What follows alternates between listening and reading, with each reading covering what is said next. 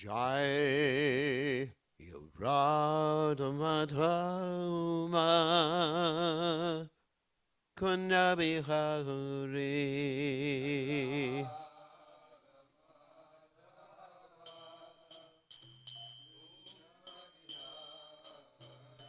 Jai Radha Madhava Kunda Bihari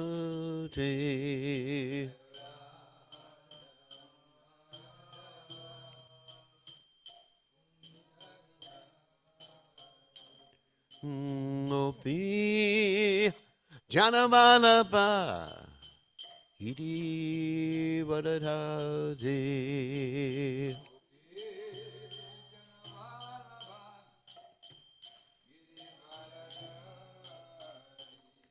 Mopi Jana Madaba Iti Vadadadi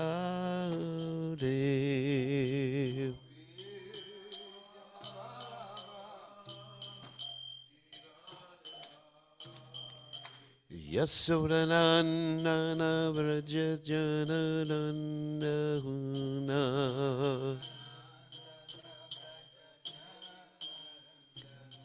Yasodananda Vrajajana Ranjana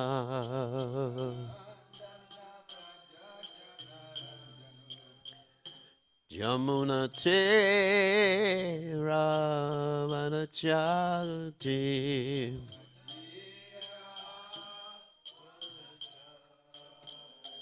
Yamuna Te Ramanachari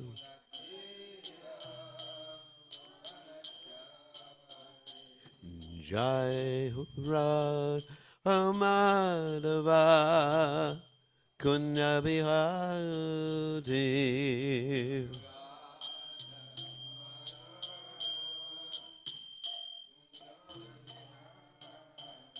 Jai Radha Madhava Kunda Bihari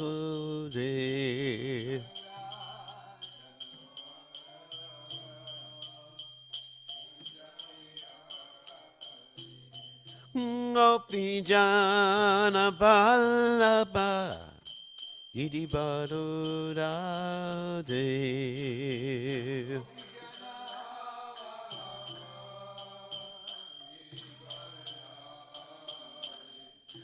Gopi Jana Ballabha Iti Badurade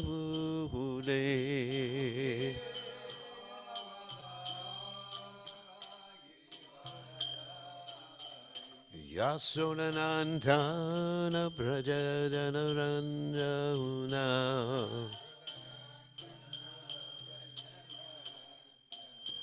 Yasodhanandana Prajadana Ranjana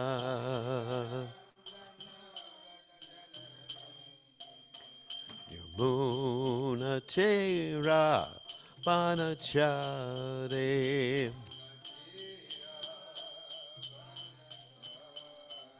Yamuna Tera Panachare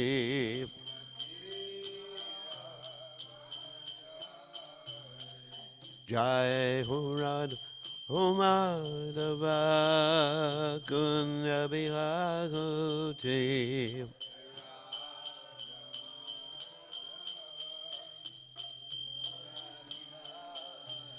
Jai Radha Madhava Kunyabihaguti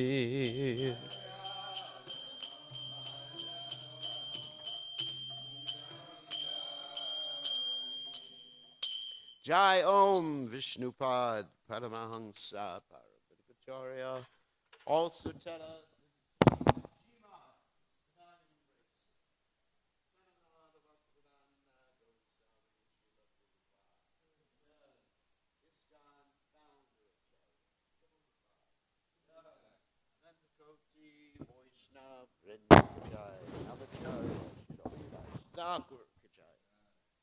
Prem Se Kaho Shri Krishna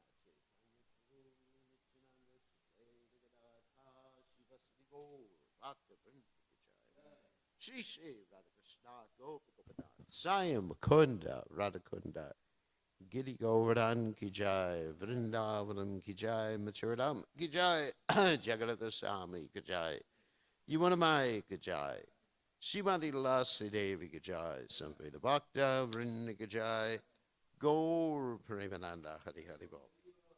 All glories to the assembled devotees. All glories to the assembled devotees. All glories to the assembled devotees. All glories to Shri Guru and Gauranga. Srila Prabhupada Ki Jai. Gaur Premananda. Nama Om Vishnu Padaya. Krishna Pristaya Bhutale. Shrimati Bhaktivedanta Swami Namani. Namaste Saraswati Devi Gaurvani Pajarni Nivasesa Shinyavadi Paschatya Dejatarni. So, reading from Srimad Bhagavatam again, we're going to do text 17 of the 10th chapter, 43rd chapter, 10th canto. Om Namo Bhagavate Vasudevaya. Om Namo Bhagavate Vasudevaya. Om Namo Bhagavate Vasudevaya. So I'm just going to read the text and the translations as we've gone over the purport and everything for the last 2 days before this. And so the reason I'm doing this again, I think we need a very clear explanation of what rasa is. So I think it's really important to understand, rasa bas, and all these other different items. So it's very clear. So this will be like an explanation of rasa for dummies. Anyway, not that you're dummies, but just a very simple explanation so we can understand these things. So I'm just going to read the text and the translation. Malanam Ashanirinam Hadavara Srinam Asmaro Mrutjivam Gopanam Svajano Satam Jitibujam Shastasa Petro Shachu Mritshur Boja Paterad Avidusham Tatvam Param Yoginam Vishinam Paradevati Devateti Vidito Rangam Gatasa Grachaha. The various groups of people in the arena regarded Krishna in different ways when he entered it with his elder brother. The rest of them saw Krishna as a lightning bolt, the men of Mathura as the best of males, the women as Cupid in person, the coward men as their relative, the impious rulers as a chastiser, his parents as their child, the king of the Bhojas as death, the unintelligent as the Supreme Lord's universal form, the yogis as the absolute truth, and the Vrishnis as their supreme worshipable deity. So, of course, this reminds us of the Bhagavad Gita verse, Yeyatam mam prapachante tam sataiva bhajamyaham mamvart manu vartante manushapartha sarvashaha. Everyone is reciprocating with Krishna, either directly or indirectly, and Krishna reciprocates with that person according to their approach to him. So according to someone's desire, as Krishna says also in the 15th chapter of the Bhagavad Gita, text 15, Matak Smritir Gyanam Aponam Cha. Krishna gives you specific intelligence. And also Krishna makes your faith strong according to your desire. If you want to worship a demigod, you get strong faith in the demigod. If you want to worship a particular politician like we've seen in the United States, some people have absolute faith in a politician, even though, anyway, no comment. Even though it's insane. I guess I made my comment. So it's actually super soul in the heart who gives one that reciprocation. So Krishna is definitely reciprocating. He's also equal with everybody. So it's not that Krishna loves the devotees more than the demons. He says, Samoham sarvabhuteshu tamitvaishosti napriha. He loves everybody. And he's giving everybody what's good for them at that particular moment in terms of their progressive march of ultimately becoming Krishna conscious. So this is the background here. Krishna is giving people the vision according to their emotional state, their desires, and so he's acting perfectly, and they're acting perfectly. Everything's going on perfectly in this particular context. So, of course, as I said, today we're going to talk about ras, not ras, ras. Ras means a taste. Just a basic definition. It means a taste. Everybody is experiencing ras. Even the taste of ignorance, if you happen to be sleeping during Bhagavatam class, is a taste. And so after this, we're going to take prasadam, and there's different rasas, actually to put a plural on the Sanskrit word, in different foods. And there's sweet, there's sour, bitter, astringent, all these different types of taste. So throughout our life, in relationships with other people, relationships with even with ourselves, we're actually experiencing ras. If you look in a mirror, mirror on the wall, who's the best sannyasi of them all? That's a particular taste. I have a taste for looking at myself in the mirror like that. Or I have a taste for joking, isn't it? It's hasha. Ras, sometimes people say things to me, and the way I alleviate stress is I joke. And that's a taste, a certain taste. So, or I get stressed, that's also a ras. So it's very important to understand that, because sometimes we may think that only rasas are spiritual, but they're actually all over the place. Why is that? And I'm actually going to quote a verse that I looked up yesterday. It's really a cool verse. It's from the Tatitreya Upanishad, 7.1, and I have a wonderful translation of it, which I didn't do because I don't speak Sanskrit. Let me just read this verse, because basically what this verse states is that Krishna is ras. And as we know, everything comes from Krishna. What is it? Aham sarvasya prabhu matak sarvam bhavartate. Iti matva bhajanti bhav. So Krishna says in the Gita, one of the most important verses of the Bhagavad Gita, the first in the nutshell verses, I am the source of everything. So the source of everything is full of ras. Krishna is ras, so everything must have ras, right? So such an interesting verse.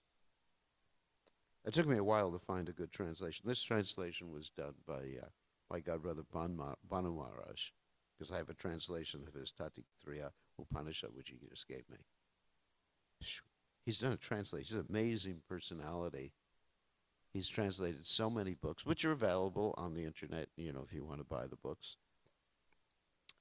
If you don't happen to be a sannyasi who gets them for free. So, asad vaidam agrahaset tato vaisad adyayata tat atmanam swayam makruruta tasmat tat sukritam uchate iti yadvai tat sukritam rasovai sahat. Now that's the part of the verse that's actually most important. Rasovai sahat. Rasam yevayam labhva nandi bhavate ko yevanyatka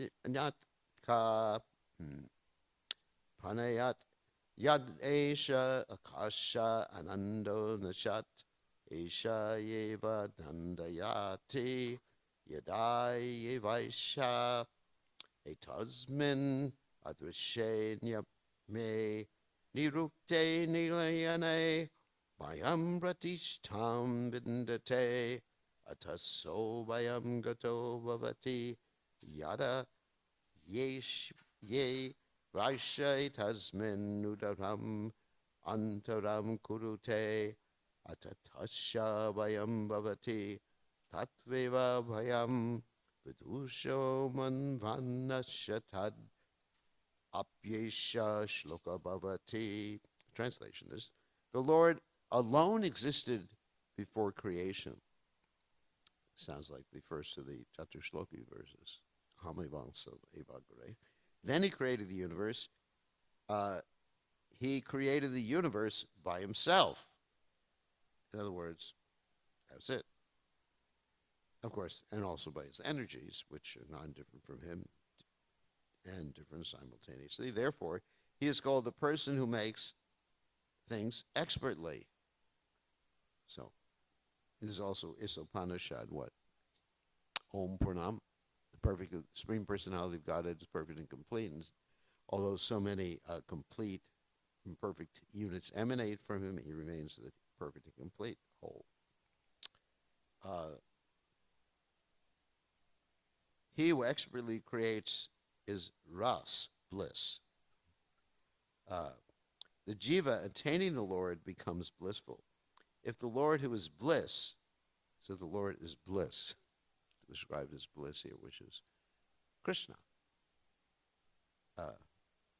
He attracts you and he gives you Ananda. If his bliss did not exist, who could live? He alone gives bliss. Then the worshiper is fixed furiously in the Lord who is invisible, without body, beyond description, without material body, of course, without support. He attains fearlessness. When the worshiper does not engage himself with full concentration in the Lord, there is great fear. There is a verse concerning this. Of course, that's a verse from the Bhagavatam, that bhayam comes from this duality. The fear comes from the duality of seeing things separate from the Supreme Personality of God. So that's a Tatatriya Upanishad. So, because everything is, as Krishna is ras, and everything is ras, therefore we can, in the material world, begin to appreciate Krishna through the different rasas. And Krishna gives a hint in the Bhagavad Gita about this. What does he say? Rasoham, apsu kontiya prabhasmi sashi shurya. That I am the taste of what? Does anyone know? Not another one. When the taste of what? Water. Prabhupada even said that one can begin to appreciate Krishna if one is a drunkard. He's drinking the whatever, booze, and he understands this taste is Krishna. The taste of the liquid is Krishna. That doesn't mean you should do that.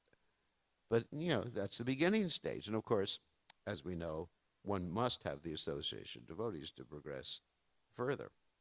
Now, the interesting thing that I've seen about Rus, one other thing Prabhupada said about Rus in the material world, even in the material world, is that it's only exchange. Because you're experiencing not rust. You're experiencing rust, and it's enjoyable to exchange it. We have this need for exchanging or relationships with other people. So it's enjoyable to exchange it with others. Prabhupada comments that this rust in the material world cannot be exchanged between members of different species. I found that quite interesting, isn't it? Uh, and because there is no meeting of minds between different species, we project. This is of course, the verse Atman Bhavat Manyate Jagat. We have our own particular mentality, and we project it upon others. And in many cases, we're not actually experiencing an exchange of rust with even human beings when the mentality is so much different. But what to speak of animals? You understand that? Like the animal is thinking, I don't know what the animal's thinking. I'm not a dog whisperer or a cat whisperer or something like that. But the animal is thinking something completely different. And Prabhupada does give the example that when people die, he'd use this example, but the dog who likes to lick the human being licks the dead body, and one part of the dead body he likes very much is the naris, the nose. So sometimes he even eats it. So he's experiencing rust, and you're experiencing rust, but there's no connection. And I thought that was interesting also in regard to our relationship with Krishna. Sometimes we think we're experiencing spiritual rust, but basically there's no connection with either Krishna or his devotees. You understand what I mean? So that may be one definition of a rasa bus, where there's not a connection there. Because there has to be a Vishaya and Ashraya. Everyone understands those 2 points? And let me explain what that means. Ashraya means that the emotion is reposed. He's the shelter of that particular emotion. And Vishaya sometimes means the enjoyer. But in any case, usually in relationship between Krishna and the devotee is the Ashraya. Of course, sometimes it's switched. But in general, we're the Ashraya experiencing a particular relationship, and that relationship is focused on Krishna. But also, sometimes it's focused on Krishna's devotees, too. So there has to be some exchange. An exchange of rasas is essential for having a spiritual rasa. That's one of the essential items. So, otherwise, it's rather one-sided. And that's, of course, the sahaja is on that particular level. Sahaja means someone who takes things cheaply. That he's thinking, I'm experiencing spiritual ecstasy. He's experiencing a rust. That's true. But it's not spiritual. And he's thinking, Krishna is very pleased with my spiritual ecstasy. My guru is very pleased with my spiritual ecstasy. But the guru may be thinking, this guy's a jerk. Or, this is not jerk. In Maya, sorry. The guru may be thinking this person, this disciple, whatever, is in Maya. And the disciple's thinking, I'm pleasing my guru. How many times we've actually thought like that sometimes, isn't it? We do things like Achahara Prayasascha Pajalpam Niyamagraha, especially the over-endeavor. That, I'm over-endeavoring, building this big thing, just like it's described sometimes as sannyasi should not be very enthusiastic about constructing expensive temples. Don't worry. We had a discussion with someone about this yesterday, and they said, why are you so enthusiastic about constructing it? I said, no, Nugaloka is not expensive. So or someone shouldn't be very enthusiastic about reading many books. Unless there's service, but that has to be corroborated by the spiritual authority, the spiritual master, and others. And also building temples. Like sometimes Prabhupada was enthusiastic about building expensive temples, like in Mumbai, Vrindavan, Mayapur, of course. And Prabhupada had the devotees go out and just collect money. Prabhupada encouraged one devotee to give $100,000 every month. And then he said, you can worship Ganesh. And the devotee got very enthusiastic and did it. Worship Ganesh in his safe. His safe was his altar. So anyway, we have to really understand, is the reciprocation going on to be spiritual with the spiritual master, with Krishna? Is that reciprocation of rasa going on? Otherwise, we are experiencing rasa, and they may also be experiencing the rasa of anger, right? Or disgust. But there's no exchange. It's not an exchange of rasa. It's interesting analysis. I was thinking about rasa last night because I was preparing to give this class. So then we go on to the topic of what are compatible rasas, because rasas are sometimes incompatible, sometimes compatible with each other. And definitely, in most cases, there's mixing of different rasas. For example, if you have a rasa of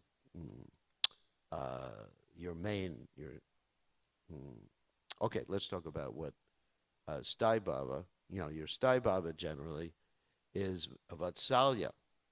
In other words, you're a parent. But it's not that I'm a parent. There has to be some action there, There's my kid crying. I'm a parent. I identify myself as a parent. So there has to be some mixture, isn't it? Otherwise, it's rather static. So Sthai Bhava means, generally the predominant rasa, predominant taste. And as we've mentioned many times before, there's 12 basic tastes, beginning with the 5 main rasas, which are, main relationships which give a taste, which are the Shanta, Dasha, Sakya, Vatsalya, and Madhurya. Shanta means peaceful, just like appreciating the greatness of God. Dasha means serving God. Sakya means becoming the friend of God. But Vatsalya means the parental relationship, and Madhurya, the conjugal relationship. But those relationships exist with other relations. They're mixed with other relationships. Otherwise, there's basically no activity. You understand that? Activity comes from, let's say, talking about the Vatsalya, the mother relationship. That's called Sthai Bhava. That's the Sthai Bhava, just so everyone remembers what Sthai Bhava is. That's a predominant relationship. Actually, let's talk about, because the bhavas, bhava means emotion, just to be specific. The bhavas, generally there's 5, and some acharyas describe there's only 4 bhavas, which is interesting. They describe the Astasattviga bhava under the heading of Anubhava. I was just reading that last night. Some of the acharyas talk about Astasattviga bhava because they're expressed voluntarily. And Anubhava means bhava. All right, so let's talk about the bhavas, which are called rasa samagri, which means the ingredients of rasa, or taste. Emotions are the ingredient of any taste, right? Okay, because if you don't have emotions, you can't taste. So there's a predominant emotion, which is, dasha, sakya, etc. That's Sthai Bhava. It's called Sthai Bhava. And then what you do about that is called the Anubhava. You may have an emotion of love for your kid, and you may decide just to jump in ecstasy every time you see his diapers.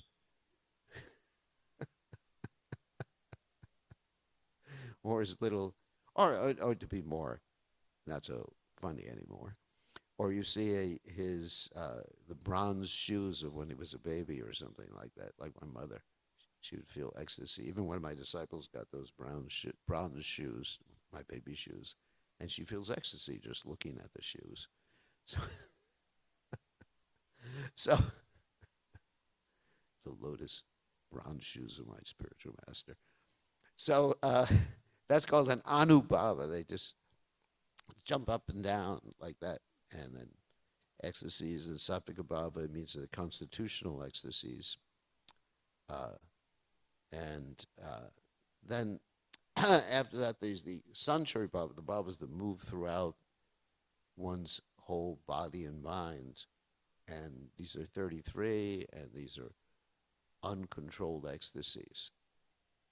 They just like take over your consciousness without any warning. So anyway, so these are the bhavas, which are the constituents of ras.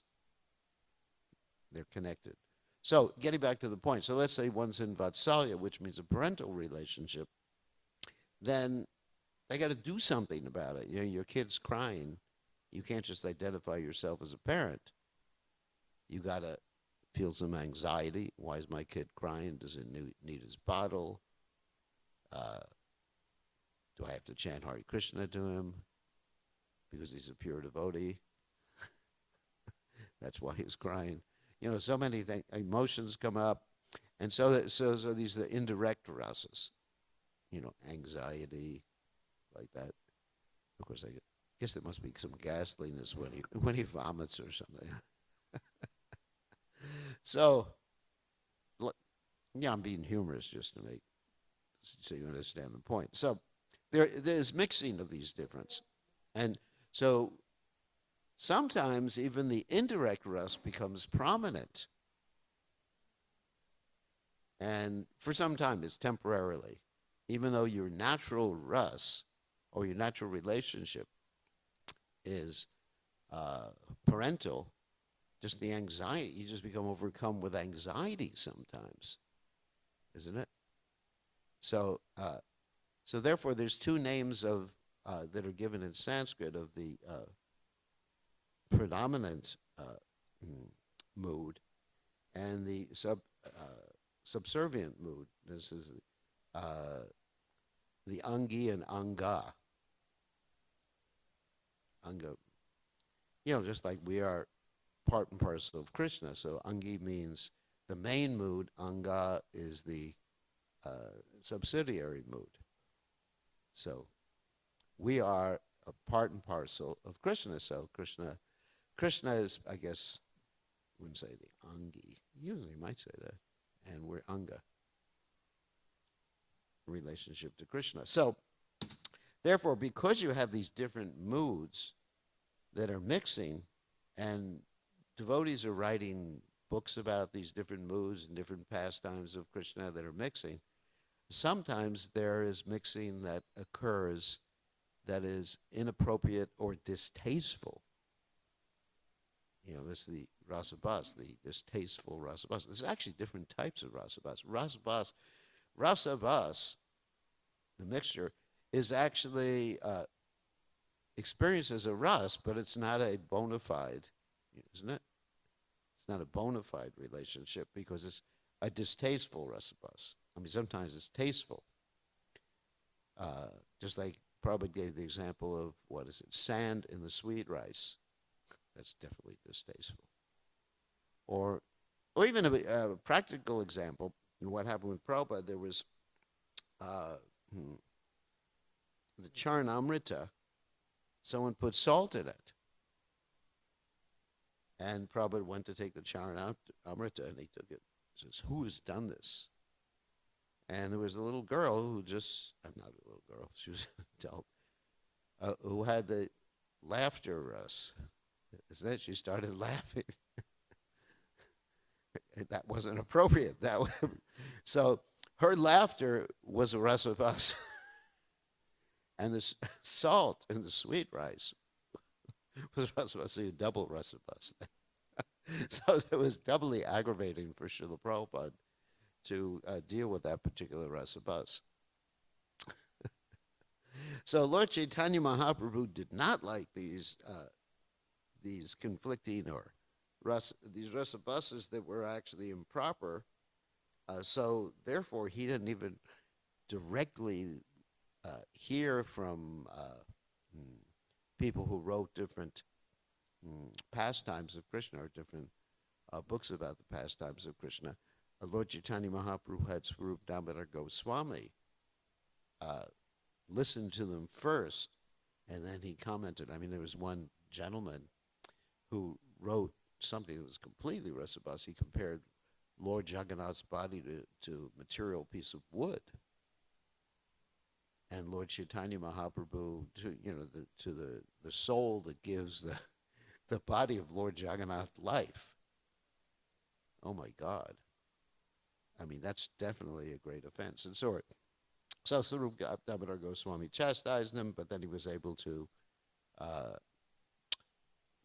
I guess, take another interpretation of the poet's works, so it appeared to be something that was actually in tune with the proper understanding of ras. So therefore, one has to understand which rasas are appropriate with each other and which rasas are not. And I have a very nice chart here. See chart, which I could post, but I didn't post, that deals with the different compatibilities and incompatibilities between the different rasas. And of course, this is from the chart is from the Nectar of Devotion. I like this chart. So anyway, I don't know if we have time to read it. So let's talk about some of the because there's different angis that occur. There's actually 12 different possible angis, and there's many different angas under each angi. For example, under the angi of neutrality, that's Shantaras, what's compatible is a little servitude, ghastliness, and I'm going to give some examples of this. But ghastliness, for example, let's say it was in Shantaras one, is just thinking of when that I'm disgusted with what I did before in the material world. I was actually a really bad person, engaged in drinking or whatever. That's ghastliness. There's heroic religiosity, which is called dharmavira. And also adbhuta is compatible. Adbhuta means astonishment. And incompatible with Shantaras would be Madhurya ras, which means conjugal love. I mean, like I'm disgusted with everything in this material world, and I just want to see Krishna kissing the gopis. You know, that's not a compatible relationship. Uh, Anger is incompatible, and bhayanika, fear, is incompatible. And there's actually neutral angas, like friendship, parental, laughter, and compassion. So anyway, I don't know if I should go through all these, but what I wanted to do also is to read some of the examples in the Nectar of Devotion, because this illustrates it, I think, better than anything else. First of all, I want to read examples of what's called the whole and the part, which means the angi and anga. So you get an understanding of what it means to consider one particular ras to be the main one and the other one to be a subservient one, or secondary one in that particular relationship. So even as I mentioned before, even the secondary rasas, such as humor or shock, can sometimes be primary, and the primary rasas, such as Shantadasha, Sakya Vatsalya, and Madhurya, can sometimes be secondary in temporarily in a particular situation. Okay, so let's talk about that. Okay, give an example of a primary and a secondary here. The following statement elucidates the subject of a part or whole. All living entities are just like sparks from the supreme fire, and as such, I do not know if I, a tiny spark, shall be able to engage myself in the transcendental loving service of the Lord, of the supreme fire, Lord Krishna. So, actually, maybe we can do a guessing game here. So what do you think is the whole here?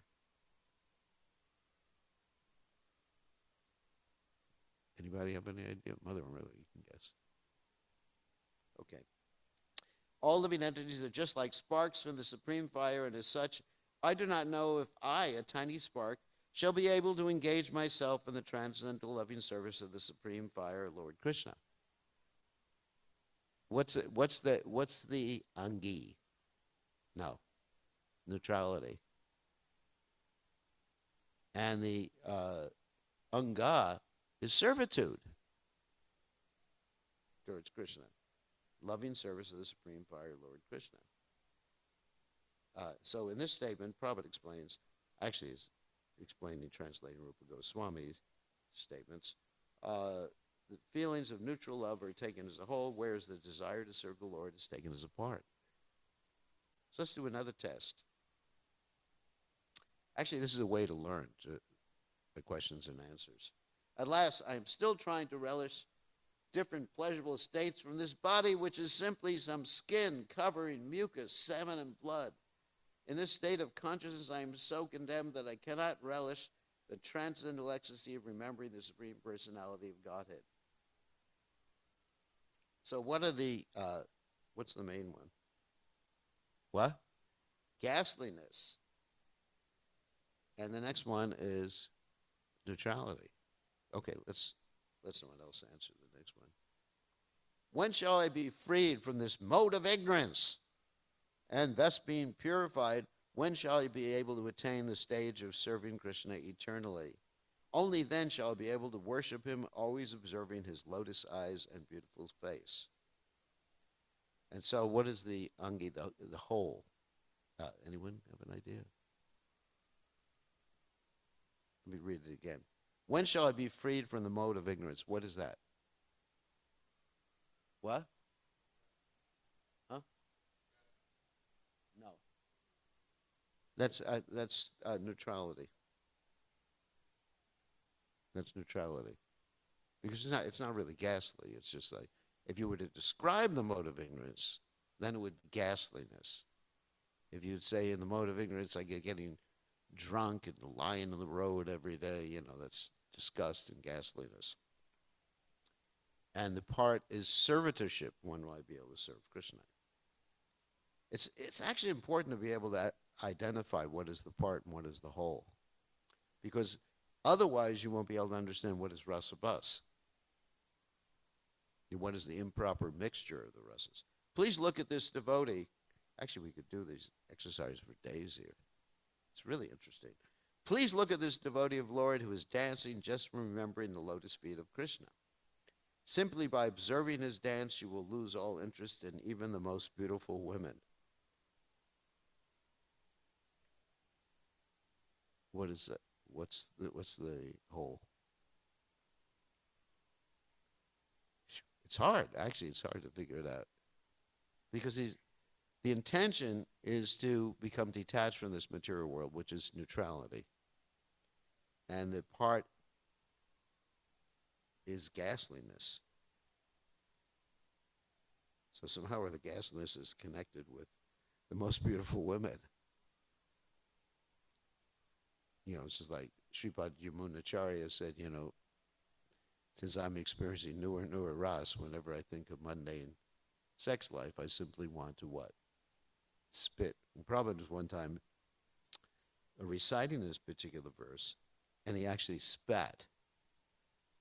He really got in the mood. He said, here's another one. It's really hard to understand what's happening here. My dear Lord, now I'm turning my face from any thought of association with young girls. As far as Brahman realization is concerned, I've lost all interest because I'm completely absorbed in thinking about you. And being absorbed so blissfully, I have lost all the desires, even the desire for mystic powers. Now my mind is interested only in worshiping your lotus feet. This is a little complicated. So what's the main one? No, it's not even ghastly. It's because it's young girls again. It's the whole is an ecstasy of neutrality. Yeah. That's why I said it's really hard. This is a hard exercise. This is like PhD.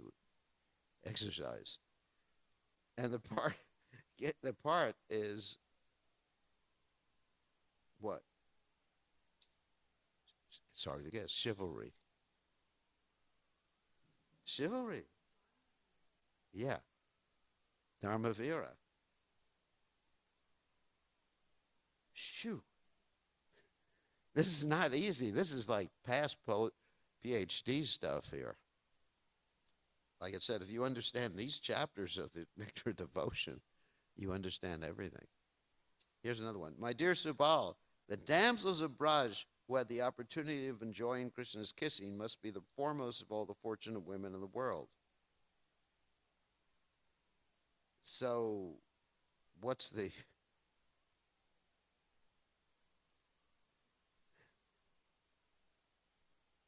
what's the whole? Friendship, yeah, and the conjugal is the part. Just one to two more. Actually, it's actually a lot of fun to do this. There's an example of a mixture of parental love. Oh, well, here, no, I gave it away. Forget it. A friend of Mother Yashoda told her, "My dear Yashoda, your son has very cunningly stolen a lump of butter from my home, and to make me blame my own son for his mischief, he has smeared some of the butter on my son's face while he was sleeping." Upon hearing this, Mother Yashoda shook her curved eyebrows. She could only look at her friend with a smiling face. So what is that? That's pretty easy. What is it? Mother Yashoda, parental, and what's happening? There's joking here. It's humor. Okay. Just one more. My dear friends, just see how Krishna is resting his hand on the shoulder of Subal, who is dressed up just like a young girl. I think he must be sending some message to me through Subal. This is Srimati Radharani speaking. So what would be the whole? Anybody? Conjugal and friendship. So you're getting it. So anyway, so it's important to study this particular chapter of Nectar Devotion, because then you can go on to understand what is proper and what is improper mixture of the rasas, which is the next two chapters. And this is the northern side of the Nectar Devotion, northern ocean. And these are I believe it's the 8th and 9th waves of the northern ocean of the Nectar Devotion, of the Bhakti Rasamrita Sindhu. So you see, this is... So what's going on in this verse in the Bhagavatam is far more complex than we may be capable of understanding at this particular juncture in our devotional service. But it is reciprocation. That's the main thing main point I wanted to make. Okay, on that happy note, all glories to His divine grace. A.C. Bhaktivedanta Swami Srila Prabhupada.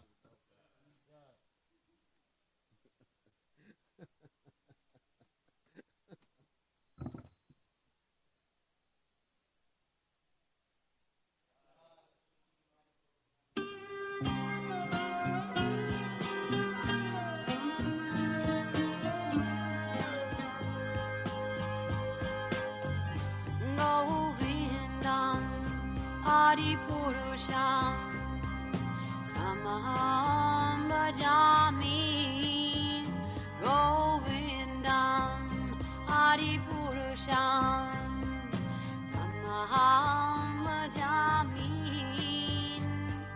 Govindam Adi Purusham Tamaham Bhajami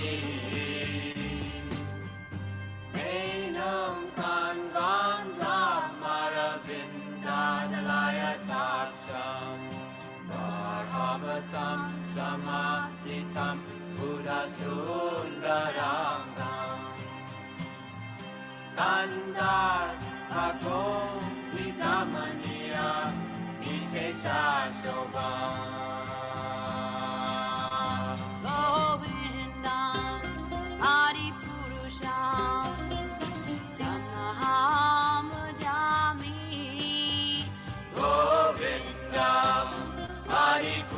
Purusham Namaham Bhajami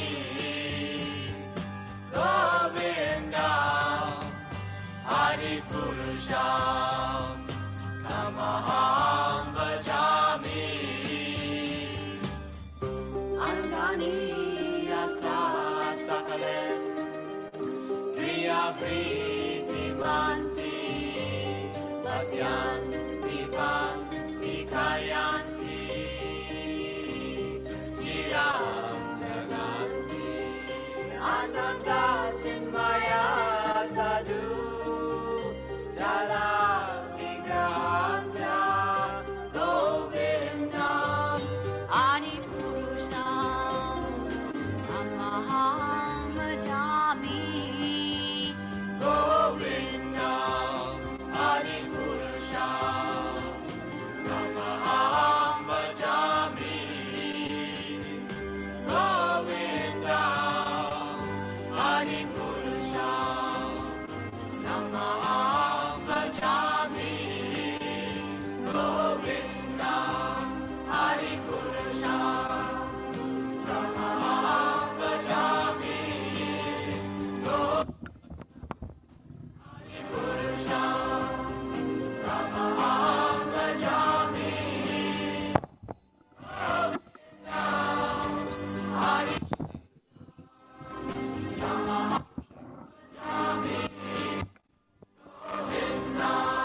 Adi Purusham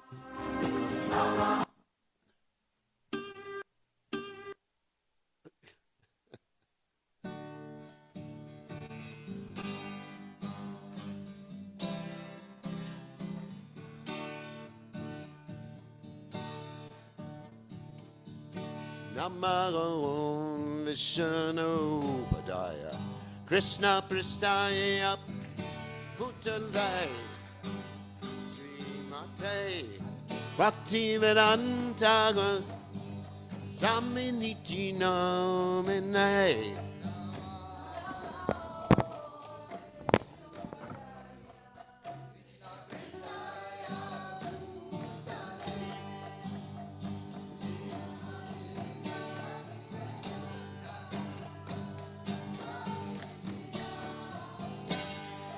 Namaste, Saraswati Deve, Guruvani Pracha, Nagi Nevasesha, Sanyavadi, Satyade, Satarane.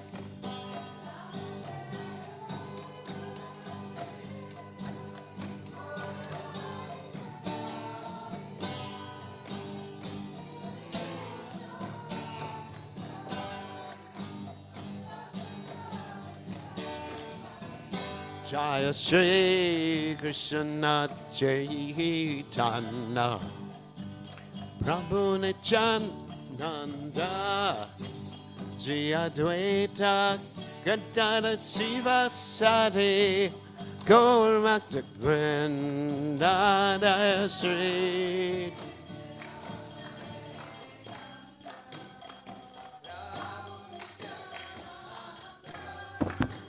Turn my ears.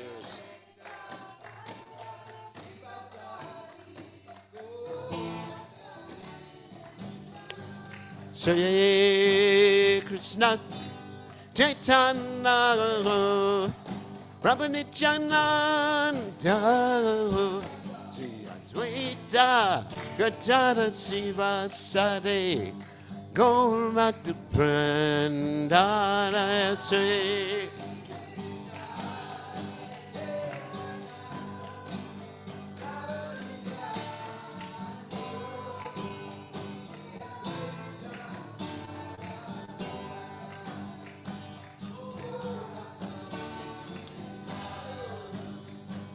Shri Krishna Chaitanya Prabhu Nityananda Sri Advaita Gadada Siva Sati Gaur Bhakta Vrinda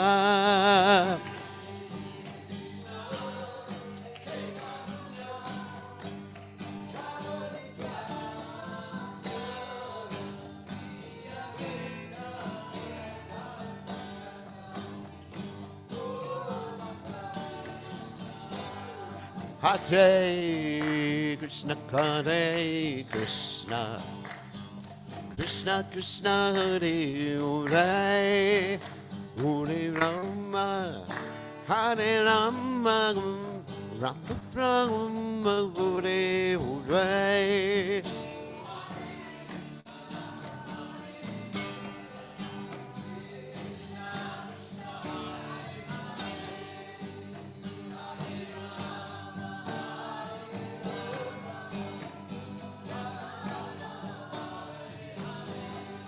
Hare Krishna, Hare Krishna, Krishna Krishna, Hare Hare, Hare Rama, Hare Rama, Rama Rama, Hare Hare.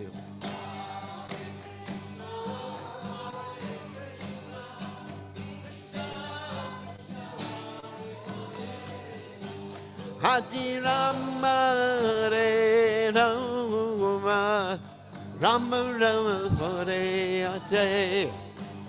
Hare Krishna, Hare Krishna, Krishna Krishna, Hare Hare, Hare Rama, Hare Rama, Rama Rama, Hare Hare.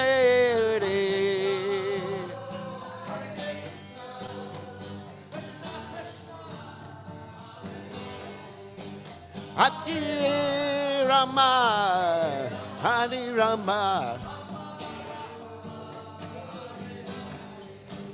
Hare Krishna, Hare Krishna, Krishna Krishna, Hare Hare, Hare Rama, Hare Rama, Rama Rama, Hare Hare.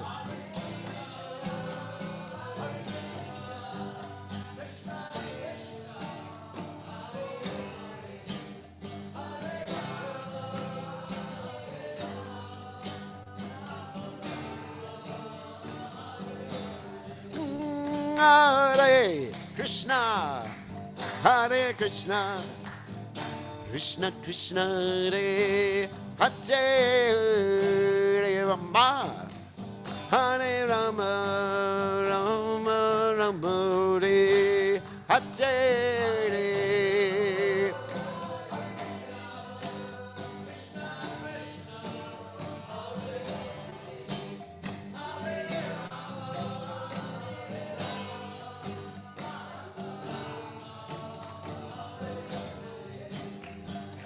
Hare Krishna, Krishna Krishna, Hare Hare, Hare Ram, Hare Ram, Ram Ram, Hare Hare.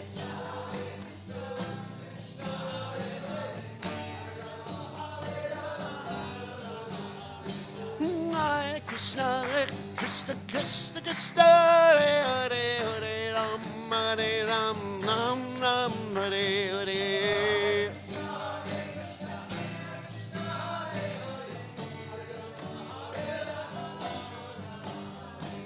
Hare Krishna, Krishna Krishna, Krishna Hare Hare, Hare Ram, Hare Ram, Ram Ram, Hare Hare.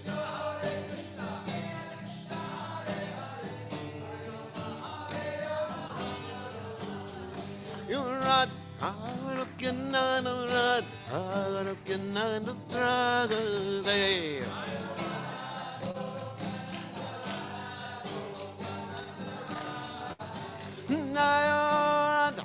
Looking on the run, looking on the dragon tail.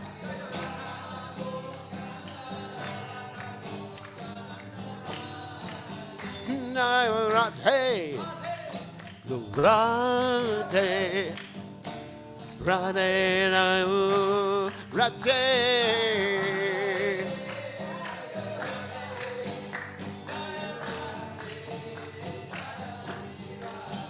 Now, rate, rate. Jaya Radhe, Jaya Sri Radhe. Jai Om Vishnupad Paramahamsa Par.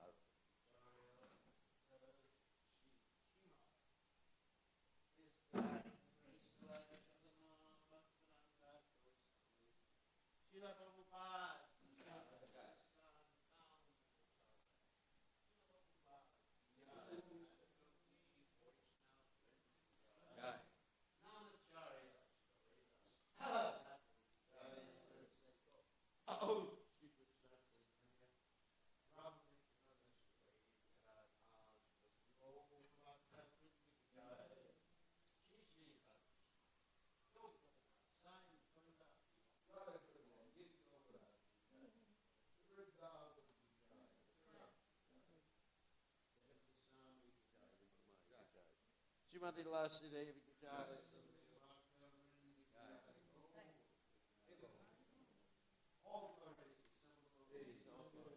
Devotees, all glories, he assembled devotees.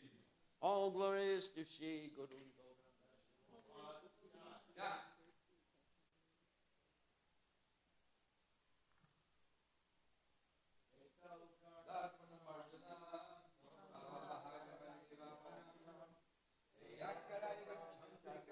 Vicharanam Vidvardanam Pratipadam Padamrataspadanam Sarvatmasnaparam Param Vijayate Shri Krishna Sankirtanam Nam Nam Akari Bahudad Nija Sarva Shaktish Tatrapita Nimata Smaranena Kala Etadrashita Vakripa Bhagava Mamampi Durdaiva Midri Shamihan Haninan Ragach Trinada Peace Lichenat Turor Hiva Sihishnuna Amanina Manadena Kirtaniya Sadari Nadanam Najanam Nasundurim Kavidamba Jagadishikamaye Mama Janmani Jamnanishvare Bhavatad Bhakti Rahaitaki Twaye Ainanda Tanujikinkaram Patitamam Vishme Bhavam Buddha Kripaya Tava Pada Pankaja Sita Duli Sadrasam Vachintaya Nayanam Dasrutaraya Vadanam Gadgada Rudya Gira Pulaka Nichitam Bapukada Tavanama Grahane Bhavishyati Yugai Tam Nimishena Chatusha Pravishai Tam Junyai Tam Jagat Sarvam Govinda Vidahename Ashli Shiva Pada Panashtamam Adarshanam Armitam Karotuva Yatadata Bhavadatu Lampato Matprananatas Sevanaparaha. Victory to the Sri Krishna Sankirtan, which cleanses the heart of the dust accumulated for years and extinguishes the fire of conditional life, of repeated birth and death. This Sankirtan movement is the prime benediction for humanity at large because it spreads the rays of the benediction moon. It is the life of all transcendental knowledge. It increases the ocean of transcendental bliss and enables us to fully taste the nectar for which we are always anxious. O my Lord, congregational chanting of your holy name alone can render all benediction to living beings, and thus you have hundreds and millions of names like Krishna and Govinda. In these transcendental names, you've invested all your transcendental energies. There are not even hard and fast rules for chanting these names.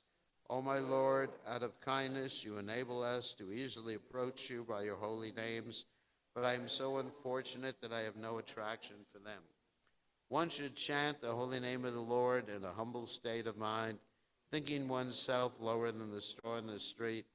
One should be more tolerant than a tree, devoid of all sense of false prestige, and should be ready to offer all respect to others. In such a state of mind, one can chant the holy name of the Lord constantly. O Almighty Lord, I have no desire to accumulate wealth, nor do I desire beautiful women, nor do I want any number of followers. I only want your causeless devotional service, birth after birth. O Sana Maharaj Nanda Krishna, I am your eternal servitor, yet somehow or other I'm fallen to the ocean of birth and death. Please pick me up from this ocean of death and place me as one of the atoms at your lotus feet. O my Lord, when will my eyes be decorated with birds of love glowing constantly when I chant your holy name? When will my voice choke up? And when will the hairs of my body stand on the recitation at your name? O Govinda, feeling your separation, I am considering a moment to be like 12 years or more. Tears are flowing from my eyes like torrents of rain, and I am feeling all vacant in the world in your absence. I know no one but Krishna as my Lord, and he shall remain so even if he handles me roughly by his embrace, or makes me broken-hearted by not being present before me. He's completely free to do anything and everything, for he's always my worshipful Lord, unconditionally.